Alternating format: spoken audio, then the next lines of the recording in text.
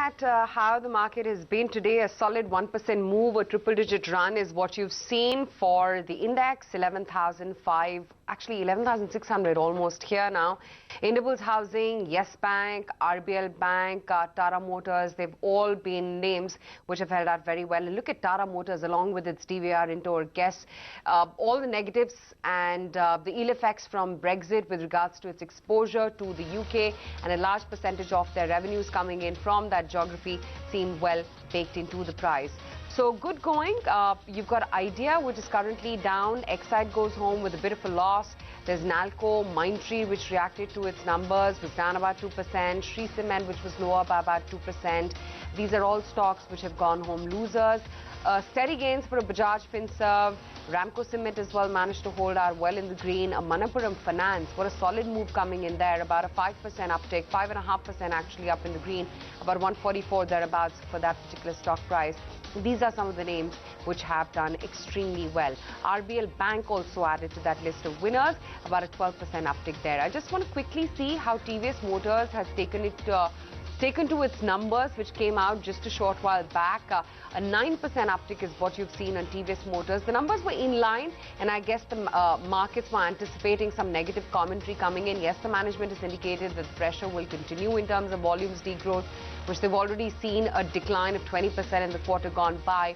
But an inline set also from any of the auto majors, I guess, given the environment, is only good news.